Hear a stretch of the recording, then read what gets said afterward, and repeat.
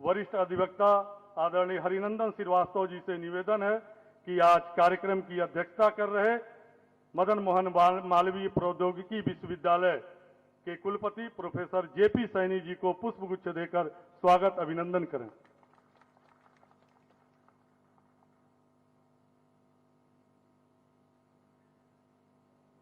विश्व के पटल पर भारत को विकसित भारत एवं आत्मनिर्भर भारत बनाने में जहां भारत के लिए आदरणीय प्रधानमंत्री श्री नरेंद्र मोदी जी कृत संकल्पित हैं, वहीं उत्तर प्रदेश को सर्वोत्तम प्रदेश बनाने में अपनी महती भूमिका का निर्वहन कर रहे परिश्रम की पराकाष्ठा करने वाले लोकप्रिय मुख्यमंत्री परम पूज्य योगी आदित्यनाथ जी महाराज से आज के प्रबुद्ध वर्ग सम्मेलन में अपने आशीर्वचनों से अभिसिंचित करने हेतु सादर आमंत्रित करता हूं। पूज्य महाराज जी।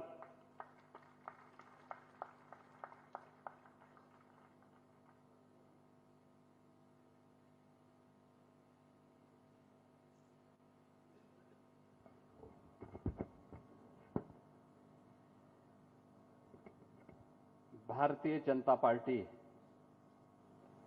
गोरखपुर महानगर के द्वारा सेवा पखवाड़ा के अवसर पर आयोजित इस प्रबुद्ध सम्मेलन में आज के समारोह की अध्यक्षता कर रहे मदन मोहन मालवीय प्रौद्योगिकी विश्वविद्यालय के कुलपति प्रोफेसर जेपी सैनी जी, उत्तर प्रदेश सरकार में मंत्रिमंडल के मेरे वरिष्ठ सहयोगी जल शक्ति मंत्री श्री स्वतंत्र देव सिंह जी,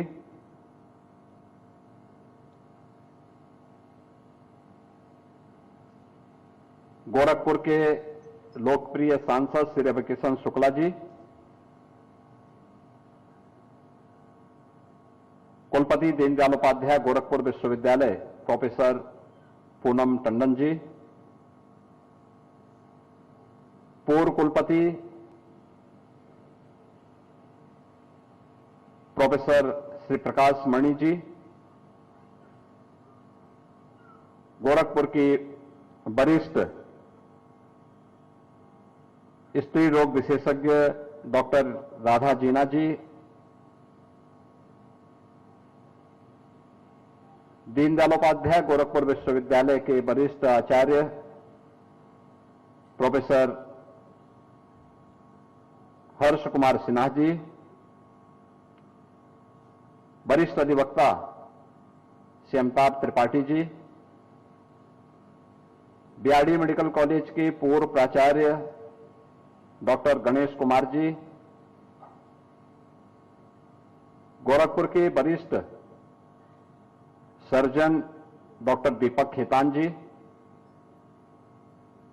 वरिष्ठ अधिवक्ता श्री हरिनंदन श्रीवास्तव जी, वरिष्ठ chartered accountant Shri Anoop Agarwal ji, chamber of industries के पूर्व अध्यक्ष श्री सुरेंद्र कुमार अग्रवाल जी, पैरडेगंज गुरुद्वारा समिति के अध्यक्ष श्री कुलदीप सिंह नीलू जी, आज के इस कार्यक्रम में उपस्थित भारतीय जनता पार्टी के क्षेत्रीय अध्यक्ष श्री सहजानंद राय जी, प्रदेश के उपाध्यक्ष और विधान परिषद के सदस्य और इस संपूर्ण कार्यक्रम के सह संयोजक के रूप में प्रदेश भर में सेवा पखवाड़ा कार्यक्रम के 15 दिवसीय कार्यक्रम को नेतृत्व प्रदान कर रहे डॉक्टर धर्मेंद्र सिंह जी, महापौर डॉक्टर मंगलेश श्रीवास्तव जी, हमारे विधायकगण श्री विपिन सिंह जी, प्रदीप शुक्ला जी, महिला आयोग की प्रदेश की उपाध्यक्ष श्रीमती चारो चौधरी जी और अन्य सभी गणमान्य महानुभाव और भारतीय जनता पार्टी के सभी कार्यकर्ता और उपस्थित बहनों और भाइयों, सेवा पखवाड़ा के अंतर्गत भारतीय जनता पार्टी ने पूरे देश में विकसित भारत की संकल्पना को एक चर्चा पर चर्चा का विषय बनाया है। आप सब जानते हैं कि आजादी के अमृत महोत्सव वर्ष में प्रधानमंत्री जी ने देशवासियों को शताब्दी संकल्प अभियान के साथ जुड़ने का आह्वान किया था।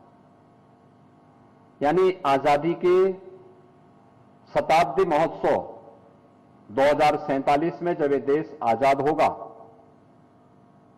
तब हम कैसा भारत चाहते हैं, उस भारत के निर्माण के लिए प्रधानमंत्री जी ने पूरे देश का आह्वान किया था।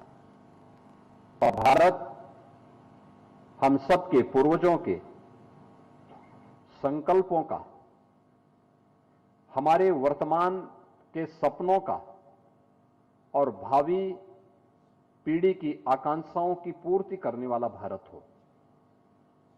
वह आत्मनिर्भर भारत होगा, वह विकसित भारत होगा।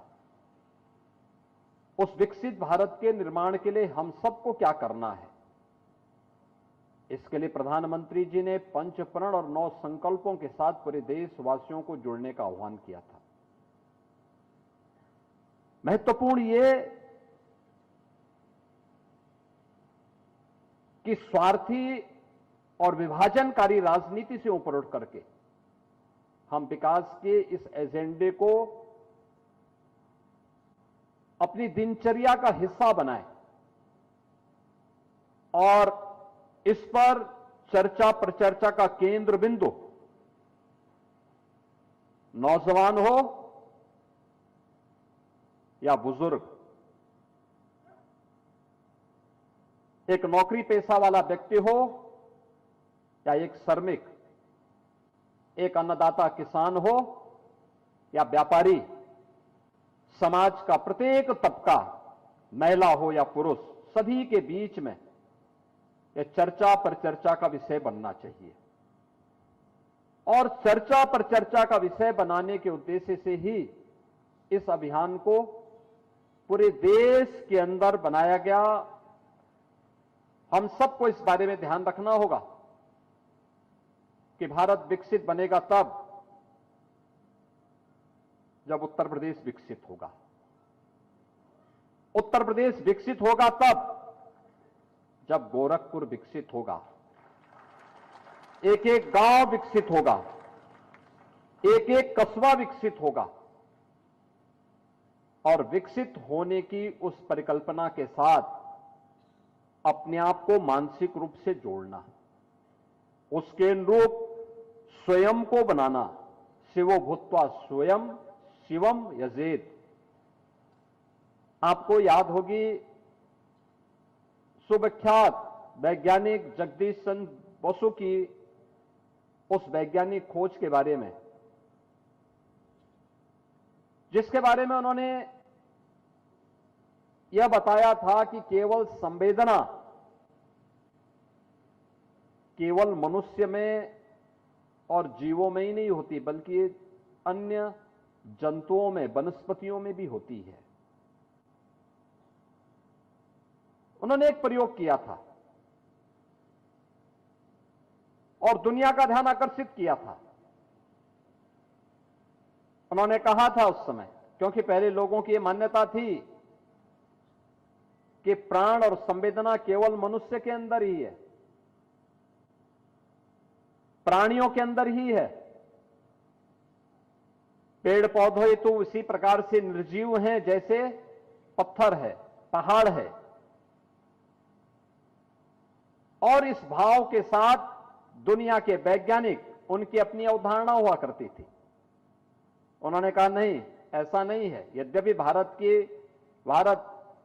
की ऋषि परंपरा हमेशा जीव की जो 4 प्रकार की श्रेणी बताता रहा है,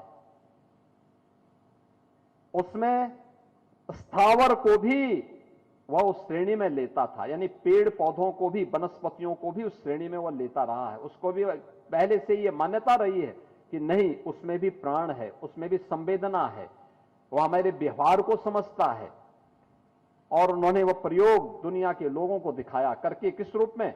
उन्होंने 2 पेड़ लगाए, एक समान परिस्थितियां दी, एक समान जलवायु में, एक समान प्रकार की उन्हें उपजाऊ भूमि दी, खाद पानी दिया, एक समान प्रकार की परिस्थितियां उन सबके सामने प्रस्तुत किया और दोनों को अपने आप प्रतिदिन जाते थे, दोनों पौधों पर वह बराबर समान रूप से पानी डालते थे, खाद पानी देते थे, सबको समान रूप से उन्हें सभी प्रकार की खुराक वगैरह जो भी लगती थी वो सब देते थे। लेकिन दोनों के प्रति उनका व्यवहार में भारी अंतर रहता था। एक पेड़ जिसके बारे में वो जाते थे उसको पुचकारते थे तो बड़ा हो जाएगा, फलेगा, फूलेगा, खूब आगे बढ़ेगा, तेरी वंश में वृद्धि होगी, तेरा नाम होगा। और दूसरे के पास जाते थे, उसको दुत्कारते थे तो सूख जाएगा, तो नष्ट हो जाएगा, तो ठूंठ हो जाएगा, तेरा नाम मिट जाएगा। एक समान परिस्थिति में पले बढ़े, एक समान प्रकार की सुविधाएं प्रदान होने के बावजूद व्यवहार का क्या अंतर होता है। जिसको पुचकारते थे, आगे बढ़ने, फलने फूलने का आशीर्वाद देते थे, वह सचमुच एक दिन बड़ा हो गया, खूब फल फूलने लग गया। और जिसको दुत्कारते थे वह एक दिन बड़ा तो हुआ लेकिन बाद में ठूंठ हो गया, सूख गया, नष्ट हो गया। आप सोचिए, जब स्थावर और जंगम वनस्पति के साथ, पेड़ पौधे के साथ यह व्यवहार हो सकता है तो मनुष्य तो ईश्वर की सर्वश्रेष्ठ कृति है। किसी मनुष्य के साथ हम इस प्रकार का व्यवहार कर दें, भारत की गुलामी का एक कारण यह भी रहा है, हमने अपने ही बंधु बांधवों के साथ जो भेदभाव किया, जातीय वैमनस्यता के आधार पर सामाजिक एकता को छिन्न भिन्न किया, उसका दुष्परिणाम सैकड़ों वर्षों तक इस देश को भुगतना पड़ा, हम सबको भुगतना पड़ा। लेकिन भेदभाव समाज ने किया, हमारा समाज विभाजित हुआ, लेकिन गुलामी की मानसिकता पूरे देश को झेलनी पड़ी। पूरा देश उसकी चपेट में आया। और गुलामी की मानसिकता क्या होती है? अपनापन भूल जाती है, अपना वैभव भूल जाती है, अपना गौरव भूल जाती है, अपने विरासत को विस्मृत कर देती है। यही तो भारत के साथ हुआ, यही भारत के साथ हुआ है। भारत के लोगों ने यह मान लिया कि जो भारत का है वह तो पिछड़ेपन का प्रतीक है, जो भारत का है उसमें दम नहीं है। हम लोगों को मान लिया कि नहीं, संस्कृत की जगह इंग्लिश, भारत के राष्ट्रीय महापुरुषों की जगह कोई विदेशी हीरो, भारत के सर्वश्रेष्ठ ग्रंथों की जगह कोई विदेशी ग्रंथ, भारत के सर्वश्रेष्ठ लेखकों की मौलिक कृति की जगह किसी विदेशी लेखक की कृति, और भारत की विरासत में प्राप्त हुई किसी भी अन्य महत्वपूर्ण तथ्य की जगह विदेशी अच्छा है, सर्वश्रेष्ठ है, यह भाव हर भारतीय के मन में भर दिया गया।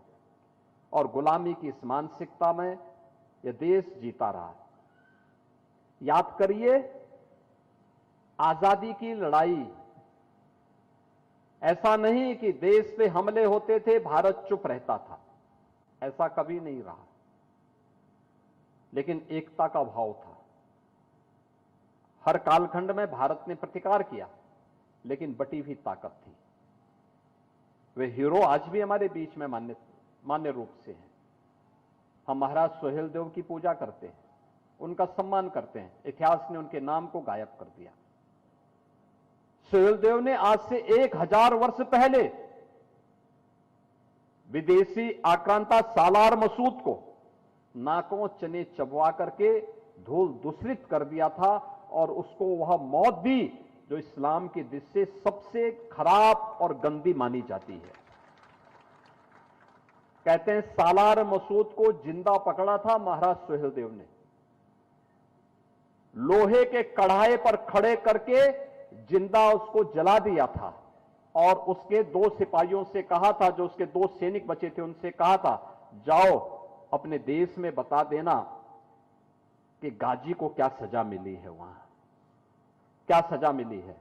आप सोचिए 150 वर्षों तक भारत पर किसी विदेशी हमलावर ने हमला करने का दुस्साहस नहीं कर पाया। ऐसा नहीं कि पृथ्वीराज चौहान ने शौर्य और पराक्रम न दिखाया हो,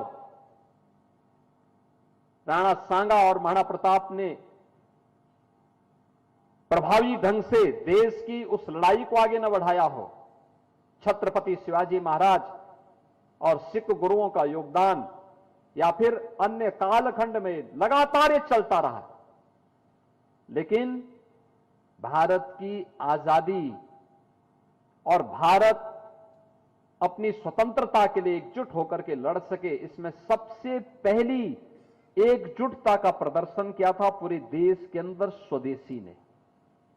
पहले आर्य समाज के माध्यम से और फिर भारत के स्वाधीनता आंदोलन में राष्ट्रपिता महात्मा गांधी के आगमन के बाद स्वदेशी ने एक नई हुंकार भरी थी और देखते ही देखते महात्मा गांधी के आगमन के साथ ही कुछ ही दशकों में भारत स्वतंत्र हो गया। भारत स्वतंत्र हो गया, लेकिन स्वतंत्र भारत का भाव क्या होना चाहिए, यह भारत तय नहीं कर पाया। और दुर्भाग्य भी था, जिन महापुरुषों को उस समय तय करना था वो एकाएक आजादी के कुछ ही समय के बाद चल बसे। सरदार वल्लभ भाई पटेल कुछ प्रयास करते और समय चल बसे, और भी अन्य ऐसे तमाम महापुरुष थे। नेताजी सुभाष चंद्र बोस आजादी के कुछ समय पहले ही वे पूरे परिदृश्य से गायब हो गए, उन्हें गायब कर दिया गया। ऐसे अनगिनत योद्धा थे जो इस लड़ाई को आगे बढ़ाना चाहते थे, भारतीय दृष्टि से आगे बढ़ाना चाहते थे। डॉक्टर श्यामा प्रसाद मुखर्जी मात्र 33 वर्ष की उम्र में कोलकाता विश्वविद्यालय के कुलपति बनते हैं, प्रखर शिक्षाविद थे, भारत के पहले उद्योग और खाद्य मंत्री बने। लेकिन उस समय कश्मीर की स्वतंत्रता के लिए, कश्मीर को भारत का हिस्सा बनाने के लिए उनको अपना बलिदान देना पड़ा था। वे सभी महापुरुष एक एक करके चलते बने और दुर्भाग्य से भारत की नींव जिन लोगों के हाथों में उसको सुदृढ़ करने का दायित्व था, उन्होंने सुदृढ़ करने की बजाय उसी गुलामी की मानसिकता का लेपन लगा करके भारत को आगे बढ़ाना प्रारंभ किया। याद करिए, जो भारत कभी वैभवशाली था, जो भारत दुनिया के अंदर बल में, बुद्धि में, वैभव में अग्रणी गिना जाता था, गुलामी के कालखंड में भारत की हुनर को, भारत की स्किल को, भारत की विरासत को, भारत के मानबिंदुओं को एक एक करके नष्ट करने का दुष्परिणाम हम सबके सामने, हम सब ने उसको देखा है, झेला है। आज भी उसके लिए आंदोलन चलते हैं और संघर्ष आज भी जारी है। लेकिन उन सबको एक एक करके समाप्त करने की रणनीति के पीछे कभी यही भाव था कि भारतीय गर्व न कर सके अपनी विरासत पर, भारतीय अपनी परंपरा पर गौरव की अनुभूति न कर सके। लेकिन इस सब के बावजूद कि भारत अपनी यात्रा को जैसे तैसे आगे बढ़ाता रहा, हमने भारत को भारत के अनुरूप आगे बढ़ाने का प्रयास किया ही नहीं। ईमानदारी से वो प्रयास कुछ देर और कुछ दूरी तक इस देश के अंदर, जब 1998 में सर्वे अटल बिहारी वाजपेयी जी देश के प्रधानमंत्री बने, उन्होंने उस प्रयास को आगे बढ़ाने का प्रयास किया।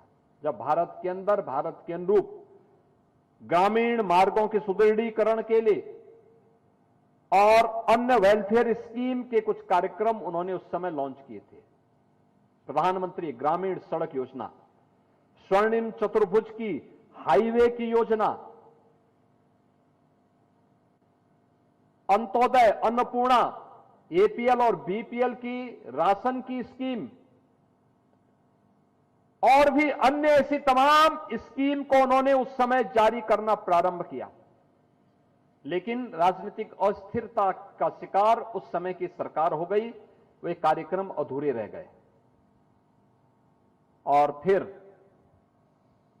हताशा, निराशा का एक लंबा दौर फिर हमारे साथ चला। लेकिन 2014 की तिथि भारत की परिवर्तन की, नए भारत की दिशा से हम सब के लिए एक निर्णायक साबित हुई, जब देश के अंदर गुजरात के तत्कालीन मुख्यमंत्री श्री नरेंद्र मोदी जी को भारत की जनता ने विश्वास करते हुए अपना नेतृत्व सौंपा था और भारत ने 2014 से जो यात्रा अपनी प्रारंभ की, वह यात्रा आप सबके सामने है। 2014 के पहले का भारत, 2014 के बाद का भारत। 2014 के पहले का भारत कितना भी प्रयास किया गया, लेकिन 1947-50 से लेकर के 2014 तक भारत देश की केवल, दुनिया की केवल 11वीं अर्थव्यवस्था बन पाया था और 14 से लेकर के अब तक भारत दुनिया की अब तक चौथी बड़ी अर्थव्यवस्था बन चुका है और इस वित्तीय वर्ष के अंत तक भारत दुनिया की तीसरी बड़ी अर्थव्यवस्था बन जाएगा। भारत की प्रति व्यक्ति आय में वृद्धि हुई है, काफी वृद्धि हुई है। हर एक क्षेत्र में हमने नित नए प्रतिमान स्थापित किए, हाईवे के, रेलवे के, मेट्रो के, नए AIIMS, IIT, IIM, NIT, triple IT, central universities गठित हुई। देश के अंदर वर्ल्ड क्लास एजुकेशन के, हेल्थ के नए केंद्र विकसित हुए। भारत एक नए युग में प्रवेश किया है और जीवन के प्रत्येक क्षेत्र में भारत ने अभूतपूर्व विकास किया है। भारत की आमदनी बढ़ी तो इंफ्रास्ट्रक्चर भी मजबूत हुआ और वेलफेयर की स्कीम को भी भारत ने तेजी के साथ आगे बढ़ाया। कोई सोच सकता है भारत पिछले 5.5 वर्ष में 80 करोड़ लोगों को फ्री में राशन की सुविधा का लाभ दे रहा है, दुनिया के अंदर कोई देश नहीं दे रहा है। आप सभी लोग गोरखपुर में रहते हैं। 1977 से 2017 तक हम लोगों ने इंसेफ्लाइटिस की कहर को अपनी आंखों से देखा है। तड़पते हुए बच्चों को, मरते हुए बच्चों को हम लोगों ने अपनी आंखों से देखा है। याद करिए, इंसेफ्लाइटिस की वैक्सीन जापान ने 1905 में बनाई थी। भारत में आने पर उस वैक्सीन को 100 वर्ष लगे। 100 वर्ष भारत में आने में लगे और 2017 में जब डबल इंजन की भारतीय जनता पार्टी की सरकार प्रदेश में बनी, तब 40 वर्ष के बाद उस बीमारी के उपचार की दिशा में ठोस कदम उठाए गए और आज वह बीमारी पूरी तरह समाप्त हो गई। यही सीजन हुआ करता था जब इंसेफ्लाइटिस के खिलाफ हर परिवार में भय और दहशत रहता था कि पता नहीं कौन बच्चा इसकी चपेट में आ जाए, कौन दुर्भाग्यशाली होगा। और आज ऐसी कोई भय नहीं। आज तो हमारे यहां हर परिवार में अब इंतजार रहता है पर्व और त्योहार का। पर्व और त्योहार आएंगे, हम इस पर्व और त्योहार के साथ जुड़ेंगे। एक उत्सुकता होती है, एक उमंग होता है। हर परिवार एक नए सुबह के लिए, एक नए भोर के लिए इंतजार करता है, जिससे एक नया उत्साह उसके जीवन में आ सके। देश के अंदर आजादी के पहले से लेकर के 2014 तक केवल 74 एयरपोर्ट बन पाए थे। आज इनकी संख्या बढ़ चुकी है 160, यानी इन 11 वर्षों में संख्या बढ़कर के 160 तक पहुंच गई। एम्स कुल पहले 7 थे, आज इनकी संख्या बढ़कर के हो गई है 23, यानी एक बड़ी संख्या सेंट्रल यूनिवर्सिटीज और इंस्टीट्यूशंस 450 की संख्या में बने हैं। मेट्रो 230 किलोमीटर से बढ़कर के आज 1050 किलोमीटर से अधिक की मेट्रो लाइन बिछ चुकी है देश के अंदर। वेलफेयर की स्कीम के बारे में 4 करोड़ गरीबों को एक आवास इन 11 वर्षों में प्राप्त हो गया। 50 करोड़ लोग आयुष्मान भारत की सुविधा के माध्यम से 5 लाख रुपए की स्वास्थ्य बीमा का कवर प्राप्त कर रहे हैं। 10 करोड़ परिवारों को उज्ज्वला योजना का फ्री में कनेक्शन उपलब्ध हुआ। 11 करोड़ गरीबों के घर में शौचालय बन गए। यानी एक लंबी फेहरिस्त है, एक लंबी सूची है। पैसा था, अर्थव्यवस्था मजबूत हुई तो वेलफेयर के दायरे को भी बढ़ाने में मदद मिली, गरीब कल्याणकारी योजनाओं को प्रभावी ढंग से आगे बढ़ाने में मदद मिली। भारत का जो सामाजिक सुरक्षा का कवरेज था, आजादी के बाद से लेकर के 2014 तक, यानी इन 65-68 वर्षों में इसका दायरा केवल बढ़ा था 19% और 14 से लेकर के अब इसका दायरा बढ़ा है 65% से अधिक। एक लंबी छलांग भारत ने लगाई है, अर्थव्यवस्था के क्षेत्र में लगाई है, इंफ्रास्ट्रक्चर के क्षेत्र में लगाई है। दुनिया की सबसे तेज उभरती हुई अर्थव्यवस्था के रूप में अपने आप को स्थापित किया है और भारत ने तेजी के साथ दुनिया के अंदर सबसे अच्छे इन्वेस्टमेंट के डेस्टिनेशन के रूप में भारत ने अपने आप को स्थापित किया है। दुनिया के अंदर डिजिटल टेक्नोलॉजी में आज भारत एक लीडरशिप लेकर के आगे बढ़ रहा है। भारत ने इमर्जिंग टेक्नोलॉजी को तेजी के साथ अपने अपनाया है। दुनिया के अंदर सबसे ज्यादा स्मार्टफोन का इस्तेमाल करने वाला कोई देश है, भारत है। यानी हर एक क्षेत्र में भारत की यात्रा एक शानदार यात्रा बनकर के आगे काम कर रही है। कोई सोचता था युवाओं के बारे में, अनेक स्कीम आई, अनेक कार्यक्रम उनके लिए प्रधानमंत्री जी के द्वारा लागू किए गए। इस अभियान के क्रम में अच्छे वर्ल्ड क्लास उनके लिए एजुकेशन के संस्थान स्थापित हों। खेलो इंडिया खेलों के माध्यम से, फिट इंडिया मूवमेंट के माध्यम से, मिशन रोजगार के माध्यम से, स्टार्टअप स्टैंडअप की स्कीम के माध्यम से अनेक ऐसे योजनाएं उन युवाओं के लिए दी गई जो 2014 के पहले जिसकी कल्पना करना भी एक सपना था। महिलाओं के लिए अनेक अभियान चलाए गए। आप याद करिए, बेटी बचाओ बेटी पढ़ाओ से है, मातृवंदना योजना है, कन्या सुमंगला योजना है, या फिर नमो ड्रोन दीदी के कार्यक्रम। 3 करोड़ ऐसी ड्रोन दीदियां देश के अंदर अलग अलग गांवों में नेतृत्व दे रही हैं।